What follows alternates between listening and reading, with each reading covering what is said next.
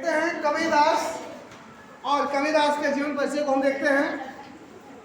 जन्म है इनका 1398 और बच्चों जब हम 1398 में 57 साल जोड़ते हैं तो हम जब ईस्वी में 57 साल जोड़ देते हैं तो वही ईस्वी जो है हमारी क्या बन जाती है, विक्रमी संवत।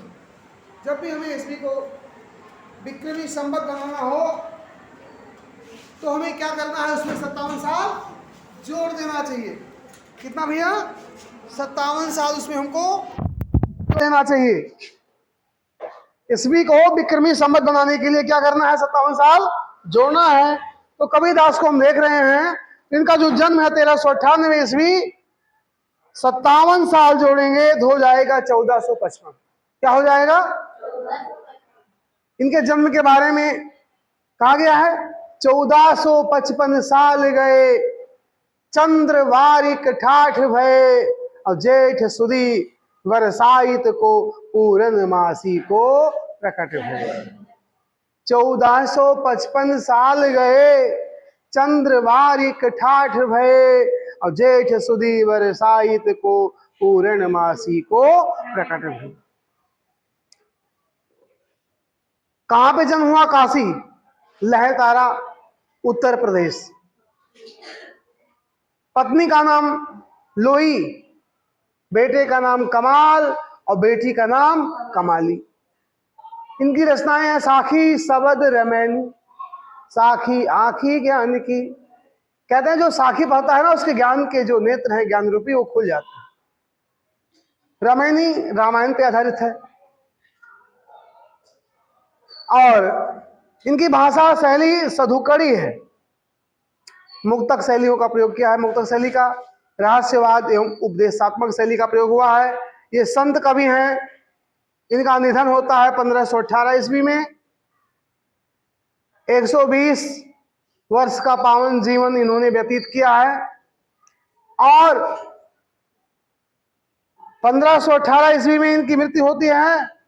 और जब 1518 में हम 57 जोड़ देते हैं तो क्या बन जाएगा भाई? 1975 होगा। इतना लंबा विक्रमी संवत में बन जाएगा। और विशेष देखते हैं, समाज सुधारक हैं ये, निर्गुण भक्ति धारा के कवि हैं ये, संत कवि हैं। और हमारे समाज में एक भ्रांति फैली हुई थी कि जो व्यक्ति काशी में मरेगा उसे स्वर्ग प्राप्त होगा, और जो व्यक्ति मगहर में मृत्यु को प्राप्त होगा उसे नरक मिलेगा। लोगों की इस भ्रांति को दूर करने के लिए कबीरदास अपने मरने के समय में कहां चले गए? मगहर। और इन्होंने कहा भी है, जो काशी तन तजो शरीरा, राम ही कौन नहीं हो रहा। मेरे जीवन में पूरे जीवन काल तक मैंने जो अच्छे कर्म किए हैं, अगर मुझे काशी में मरने पर स्वर्ग प्राप्त होता है तो इसमें राम की क्या कृपा होगी। इसलिए लोगों की इस भ्रांति को दूर करने के लिए मगहर में मरने पर भी स्वर्ग प्राप्त होगा, ये मगहर चले गए और वहां पे अपने प्राण को त्याग दिया। ये जब मर जाते हैं उस समय इनके अंत्येष्टि के लिए हिंदू और मुसलमान में विवाद हो जाता है। हिंदू कहता है इनका अंतिम संस्कार मैं करूंगा, और मुसलमान कहता है इनका अंतिम संस्कार मैं करूंगा, क्योंकि इनके जन्म के बारे में भी कई मत हैं। और जब इनकी लाश से पर्दा हटाया गया, ऊपर जो चादर डाली गई थी, वो जब चादर उठाई गई तो कहा जाता है, ऐसी किंवदंती है कि इनकी लाश तो नहीं मिली, पर वहां पे 2 फूल मिले। एक फूल हिंदू ले गया, एक मुसलमान ले गया।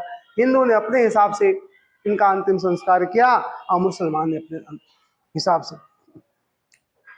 दरअसल इनके जन्म के बारे में कई सारे मत हैं। कहा जाता है कि एक बार इनके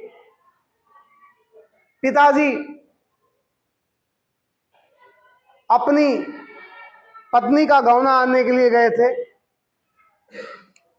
और गौना लेकर लौटे थे नीरू और नीमा। इनके माता पिता का नाम नीरू और नीमा बताया गया है। नीरू अपनी पत्नी का गौना आनने गए थे, और जब अपनी पत्नी को लेकर आ रहे थे, रास्ते में इनकी पत्नी को प्यास लग जाती है। और वो कहते मुझे पानी चाहिए। तब उन्होंने कहा भाई बगल में एक तालाब है और वहाँ जाकर के आप पानी पी लीजिए। वो जब तालाब में पानी पीने जाती हैं तो वहीं कमल के पुष्प के ऊपर एक छोटा सा बच्चा खेल रहा है। अक्सर माताओं में ये बात पाई जाती है कि वो बच्चों को बहुत प्रेम करते हैं। नीमा उस अपने स्वभाव के अनुसार उस बच्चे को अपनी गोद में उठा लेती हैं और उसे खिलाने लगती हैं। इधर नीरू इंतजार करते रहते हैं कि अभी नीमा आएंगी और हम लोग घर चलेंगे। काफ़ी समय बीत गया पर वो लौटी नहीं। तब ये खुद देखने जाते हैं और देखा वहाँ पे कि नीमा के हाथ में, इनकी गोद में एक बच्चा है। तब इनको बहुत बुरा लगा। उन्होंने कहा आप पहली बार ही आप हमारे घर जा रहे हैं और ये बच्चा कैसा है, इसे छोड़ो, हमें घर चलना है।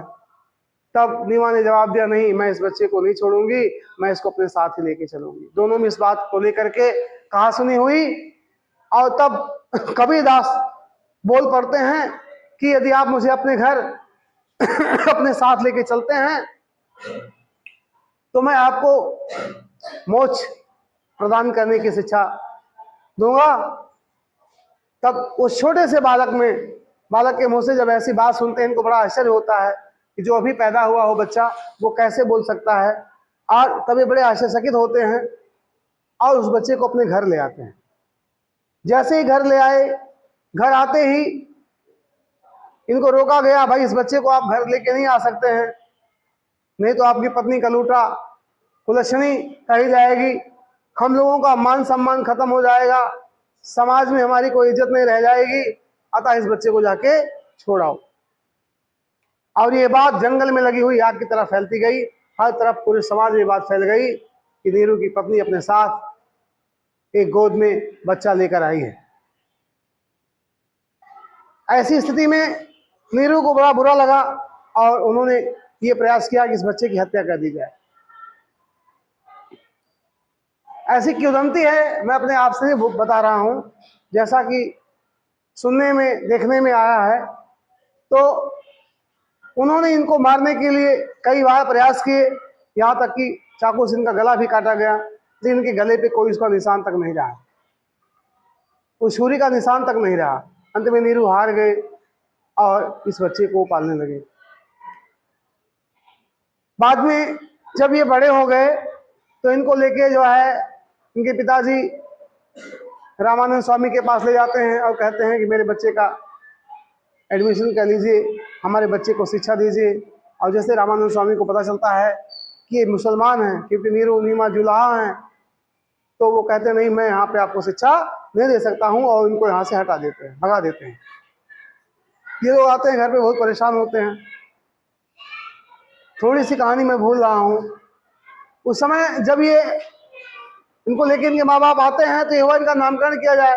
नामकरण के लिए मुस्लिम लोग जो है मौलवी के पास जाते हैं और मौलवी से जब इनके नामकरण के बारे में पूछा जाता है, इनका नाम विचार किया जाता है, तो नामकरण में क्या आता है, किबरा, अल्लाह और अकबर इनका नाम आ रहा था, जिससे मुसलमानों ने कहा कि ये अल्लाह के बराबर नहीं हो सकते हैं, ये बालक का जो लक्षण है सही नहीं दिखाई दे रहा है, इसलिए इसको यहाँ से हटा देने में ही भलाई है। बाद में उनको लगा कि ये बच्चा तो हमको तालाब में मिला है, हो सकता है मुसलमान ना हो, हिंदू हो, तो किसी ब्राह्मण के पास जाते हैं, पंडित के पास, और वहाँ इनके बारे में पूछते हैं कि इसका क्या नाम रखा जाए। तो जब विचार किया गया तो हिंदू में विचार करने पर इनका जो नाम आ रहा था ब्रह्मा, विष्णु और महेश के नाम से आ रहा था। किस नाम से आ रहा था? ब्रह्मा, विष्णु और महेश के नाम से आ रहा था।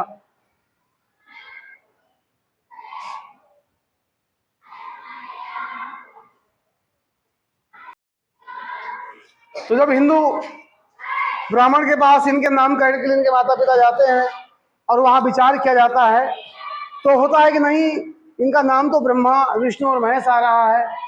तो भी विवाद होता है कि नहीं, ब्रह्मा और विष्णु और महेश कोई बन नहीं सकता है, एक सामान्य बालक जिसका नाम ब्रह्मा या विष्णु महेश हो, ये नहीं हो सकता है। इसलिए इनके माता पिता बहुत दुखी हो जाते हैं और इनको मारने का निर्णय लेते हैं, लेकिन इनकी हत्या नहीं कर पाते हैं। तो जब रामानंद स्वामी के पास गए, उन्होंने इनको धिक्कार दिया, मैं इनका एडमिशन नहीं करूंगा। तब इनके माता पिता लौट आते हैं। इनके पिताजी जब लौट के आए और कहीं एडमिशन नहीं हुआ, फिर दोबारा थके हारे रामानंद स्वामी पास जाते हैं और कहते हैं मेरा बेटा है, इसको आप अपने यहाँ दाखिल कर लीजिए। तब रामानंद स्वामी ने देखा अपने दिव्य दृष्टि से, और जब उन्होंने विचार किया, देखा, तो उन्होंने इनके बारे में पूरा जान लिया। तब जब रामानंद स्वामी को जानकारी मिल गई कि ये एक आम बालक नहीं है, ये तो बहुत विशिष्ट बालक है, जो लोगों को एक नई राह देने वाला है, जो समाज का कल्याण करने वाला है, तब रामानंद स्वामी ने कहा ठीक है, इनको ले आइए और मैं इनको अपने यहाँ जो है पढ़ाऊंगा। तो रामानंद स्वामी के पास इनको ले जाया गया। तो रामानंद स्वामी ने देखा तब तक, और ऐसी भी किंवदंती है, ऐसा भी लोगों को मानना है कि तब तक ये कुछ खाए पिए नहीं थे। कितनी उम्र के हो गए, इन्होंने माँ का दूध नहीं पिया था, कुछ खाया नहीं था, अब कैसे जीवित थे कुछ नहीं कहा जा सकता इसके बारे में। उन्होंने कहा कि इस बच्चे को ले जाइए, कोई ऐसी गाय हो जिसने कभी बच्चे को जन्म न दिया हो, उसके स्तन के पास ले जाओ, तो उसके स्तन में दूध आ जाएगा और ये उसको पी लेंगे, इसी दिन से इनका भोजन प्रारंभ हो जाएगा।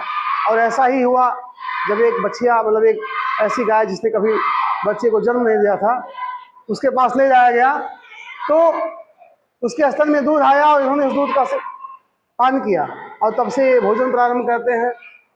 तो ये बहुत सारी बातें इनके बारे में सुनी गई हैं। और कबीर का अधिकांश जीवन काशी में ही बीता है, और इन्होंने जो हमारे समाज में तमाम बुराइयां हैं उसका इन्होंने कभी अनुसरण नहीं किया। पाखंडवाद के हमेशा ये विरोधी रहे हैं, और हिंदुओं का ये जो मानना है भगवान शंकर की उपासना के लिए बहुत बड़ा सा पत्थर पूजा जाता है, उसके विरोध में इन्होंने लिखा है कि जो पाथर पूजे हर मिले तो मैं पूजूं पहाड़। और मुस्लिमों की मजार जो बड़ी ऊंची सी बनी होती है और उस पर एक हार बंधा होता है और अल्लाह अकबर कहा जाता है, उसके लिए भी उन्होंने लिखा है कि कांकर पाथर जोड़ के मस्जिद लिया बनाए और ताज चढ़ी मुल्ला बांग दे का बहरा हुआ खुदा है। इस तरह से ये पाखंड के हमेशा विरोधी रहे हैं, और ये राम शब्द के उपासक हैं। ये अयोध्या के राजा राम के उपासक नहीं हैं, ये राम शब्द के उपासक हैं। और कबीर का अधिकांश जीवन काशी में व्यतीत हुआ। काशी में मरने वाला स्वर्ग प्राप्त करता है और मगहर में मरने वाला नरक प्राप्त करता है। इस धारणा को निर्मूल सिद्ध करते हुए मृत्यु के समय ये मगहर चले गए और यहीं पर 120 वर्ष की आयु पूरी करने के बाद ये स्वर्गवासी हो गए। भक्तमाल के टीकाकार प्रियदास के अनुसार आपका देहावसान मगहर में हुआ। इस संबंध में एक दोहा प्रचलित है, संबत 1575 कियो मगहर को गौन, माघ सुदी एकादशी रहो पौन में पौन। तात्पर्य यह है कि कबीर का निधन सन 1518 ईस्वी 1575 विक्रमी संबत में हुआ। इसका समर्थन कबीर परिचय से भी हो जाता है। और इनकी रचनाएं हैं, अक्षर ब्रह्मा के परम साधक कबीरदास सामान्यतः अक्षर ज्ञान से रहित थे। इन्होंने लिखा भी है, मसी कागज छुयो नहीं कलम गई नहीं हाथ। उन्होंने स्वतः ही किसी ग्रंथ को लिपिबद्ध नहीं किया है, उनकी अमृतवाणी को इनके शिष्यों ने लिपिबद्ध किया। इनके ही परम शिष्य धर्मदास ने इनकी रचनाओं का संग्रह बीजक नाम से किया। यहाँ यह जानना भी आवश्यक है कि उनकी एक एक रचना कई कई प्रतियां समुपलब्ध हैं, जिनमें अगाध मंगल, अनुराग सागर, अमर मूल, अक्षरखंड की रामायणी, कबीर की वाणी, कबीर की साखी, विचारमाला, विवेक सागर, हंस मुक्तावली, ज्ञान सागर आदि। फिर से हम देखते हैं बच्चों, अक्षर ब्रह्मा के परम साधक कबीरदास सामान्यतया अक्षर ज्ञान से रहित थे। उन्होंने स्वतः किसी ग्रंथ को लिपिबद्ध नहीं किया, उनकी अमृत वाणी को इनके शिष्य ने ही लिपिबद्ध किया। इनके ही परम शिष्य धर्मदास ने इनकी रचनाओं का संग्रह बीजक नाम से किया। यहाँ यह जानना भी आवश्यक है कि उनकी एक एक रचना की कई कई प्रतियां समुपलब्ध हैं।